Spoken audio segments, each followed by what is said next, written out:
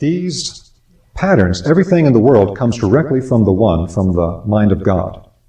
And then to be able to actually discern the different qualities and functions of things in the manifest world, including things like the different spiritual beings that everyone is connected to all the time, and to become conscious of those and how they affect us, there would be teachings hidden within geometric glyphs. Because again, the geometric glyph holds pure pattern information. It's a packed thought form from the mind of God of a pure pattern. So the tree of life holds a tremendous amount of embedded information. That there are 22 paths connecting the 10 spheres on the tree of life. A huge amount is embedded in these, and different teachers can focus on completely different things from the same pattern. Because it's holographic, it's like a jewel, and different facets of all these different things. If we take a look at what we're looking at tonight, there's another pattern that's laid within the tree of life, which is that it has 3 different pillars inside of it. Now the 3 pillars have an interesting quality to them. On the left and the right-hand pillars, which are sometimes referred to in the West as the pillars of mercy and severity, they don't go all the way up or all the way down. The only one that goes all the way up and all the way down is the central, or the middle pillar. And this is related to a very deep teaching of how to discern 3 different types of spiritual forces, or actually 3 different types of spiritual beings in the classical tradition. Now, unfortunately, this idea of discerning 3 different types of spiritual beings was primarily lost over time, so that in most external Western churches today, it's not taught anymore, unfortunately, because it was in the original tradition. And instead, things are presented only as like, there's the good spiritual beings and the bad spiritual beings. Well, the problem is, as we are created from the Godhead, the first movement from the One is into the 2. It's like the first split of the egg in the mother's womb to be the 2 different parts that will then split to become the full manifest human being. So that split into 2 is actually taking the unified aspect of the Godhead, the One, and moving into 2 opposite polarities. In the Indian tradition, they talk about this being Shiva and Shakti, these archetypal yin and yang, masculine and feminine aspects. Now this is absolutely critical, because you can't say that one is good and one is bad. You can't have a purely polarized system and say that's good, that's bad. If we have male and female, which one's good and which one's bad? But this type of thinking infects everything in the Western world today, like our politics. Well, if this side is right, that side must be wrong, sort of thing. Everything is brought into this polarized dichotomy. But the original understanding was much different. If we study classical teachings like in Tibetan Buddhism, they talk about, the path of development is not to one extreme or another. It's the middle way. It's that central path, holding a balance between 2 different extremes. And so the same thing is true in the tree of life. We have a middle path, just like the Tibetans talk about, and then things can go off balance to one extreme or another. Do you want to be too hot or too cold? You don't want either, you want to be in the middle. But this applies to everything within spiritual development. So one of the things that needs to be discerned with this concept of the Godhead creating the world and the different levels of manifest being that are referred to in the classical text is that there are beings that connect to the middle pillar. They go all the way up and all the way down. That means they connect to the highest levels of the Godhead, and they also connect all the way down to the level of the manifest creation. In the Western tradition, within esoteric Christianity, this is connected to the Christ or Christic beings, or within the monotheistic traditions of Judaism, Christianity, and Islam, they refer to them as Michaelic beings, because Michael is considered to be the highest of the archangels. And so one of the names that is attributed to the term Michael is that the name Mikael means who is as God.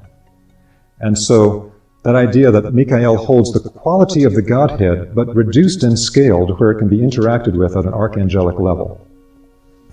The meaning of this is that when we hold to the middle way, perfect balance in all polarities in life, then we're on the path that takes us all the way. But through free will, through the mysteries that are described in the book of Genesis and in the Kabbalah and many other traditions, where through the exercise of free will, we can choose to go off to one direction or the other and get off balance. The same thing is true for certain types of higher spiritual beings, who actually have the spiritual task of being somewhat polarized and pulling us one direction or another. Now, the way that this got confused for the modern Western tradition is that some of the terms used in ancient times got to be confused together so they could no longer differentiate their meaning, which leads to a lot of confusion. So toward one hand, toward the left-hand pillar, you have spiritual beings that don't understand or really care for the physical world. They're not into that. The physical world is something that seems like a place of suffering. And many of the ancient traditions of the world were heavily influenced by these beings, with teachings of the physical world being an illusion, of the physical world being a place of suffering, get off the cycle of karma and reincarnation, etc. In the Western world, it was understood that these spiritual beings are advanced spiritual beings, more advanced than human beings. And they also have tremendous spiritual light. When one encounters them, one does not encounter a being of darkness. One encounters a being of tremendous light. And so the name given to the leader of this particular spiritual group was Lucifer, and these are Luciferic beings. Now, in most traditions today, this is completely confused because the term Lucifer is completely mixed up with the term Ha-Satan, or Satan, which is a dark being. And so all differentiation is lost. But the Luciferic beings were understood as beings of great spiritual light, but who do not completely understand physical reality or the process of human evolution in the physical world. To them, it seems like we're children being tortured in a place we don't need to be, so get off the cycle and go back to spirit. Again, this is a very deep topic talking about the consciousness and activities of these beings, and it's made doubly difficult because there's so much baggage attached to the names today that are not part of the original tradition. The basic idea here is that to one side, you can go, even with any human being, toward a type of spiritual development where you really focus on spirit, but your physical life goes straight to hell. You know, you're not able to pay the bills, and your relationships with people suffer, and you're not taking care of business, and your life's not going that well, but you're really focused on spirit all the time, but not grounded. Now that can also lead, unfortunately, to forms of spirituality that are illusory or hallucinogenic, so that the things that are being perceived and worked with are not really real, or they're distorted through our lens in a particular way that's really not helpful. And so this is connected to what classically is referred to as the Luciferic extreme. Now on the other hand, as you might imagine, it's the exact opposite polarity. If one is connecting to spirit, but not really following the full process of creation in matter and connecting to that, then the other is going to be deeply connected to matter. It's going to be deeply connected to the process of linking onto the physical materialization process and loving physicality. The first identification of these beings in ancient text was really in the old Persian Zoroastrian tradition. And in the Persian Zoroastrian tradition, they referred to these beings as Angramenu or Ahriman. Now this being of Ahriman or Angramenu in the old Persian Zoroastrian text was contrasted to a being that was related to the being of the sun. The name was given as Ahura Mazda. And for the old Persian Zoroastrians, they said that this is a spiritual being that you can spiritually perceive clairvoyantly in the aura of the sun. And this is the same concept we have with the sun god that then later becomes the manifested concept of the solar logos in the later Western tradition. The spiritual being directly related to the sun. So it's opposed by this dark being of materiality. So human beings can fall into this as well by becoming completely materialistic, so that we don't even believe that spirit exists. Spirit is some type of illusion that we have. There's nothing but random evolution over time through completely physical biological processes, and there is no spirit, there's nothing of that kind. So this becomes a kind of modern materialistic scientific perspective that's very sharp in some ways, but has absolutely no spiritual perception. And so for complete materialists, they fall completely into this pillar. And so we can see that type of dichotomy that's being created here and holding the balance between it, between spirituality and life in the world. Now the Ahrimanic aspect then took on other names and other times. The Gnostics referred to the being of Ahriman, or the beings of the same quality referred to as Ahrimanic beings, as the demiurge. So you read all these Gnostic texts about the demiurge, the dark lord of this earth that created the physical world. Has many different manifestations in the Gnostic text, and you can find variants on that in other traditions as well, like in South America. Then in Egypt, this polarity was referred to as Set, and Set was shown contrasted with Horus, and actually there would be an empowerment of the pharaoh by both Horus and Set when the pharaoh would take the throne. That term Set, when the Hebrew people left Egypt, led by Moses, who had been initiated in the Egyptian temples, that term Set became Ha-Satan, and so Set became Satan.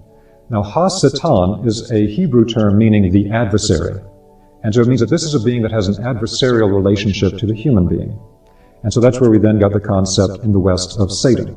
Again, this is a dark type of being, very different from the Luciferic beings as beings of light. Now, this idea of holding the balance between these two types of beings is something that plays out in everyday life. And it's a constant dynamic process for every human being. If we were to strip away the veil, we would see that these invisible Luciferic and Ahrimanic beings are influencing our consciousness at all times to go to one direction or the other, just as the beneficial beings are also connecting with us. And in the ancient temple science, it was understood that our connection to these beings was purely through resonance. When we think in a particular manner, when we feel in a particular manner, all of our thoughts, all of our feelings, all of our internal states have an energetic quality to them, and they will resonate like an antenna with qualities of the exact same type in the other worlds. So if we have a very negative materialistic thought, that will resonate us with the more Ahrimanic beings. If we get a type of emotional striving to have only ecstatic process in our life and is completely spiritual without ever having to do the dishes or wash the car, then that will connect us more to the Luciferic types of beings. And then, of course, things that are more of a grounded nature to the central pillar. Now, one illustration I'd like to give of this, of how this same teaching appears in multiple places, is that in the teachings of esoteric Christianity, they have a really remarkable depiction of it.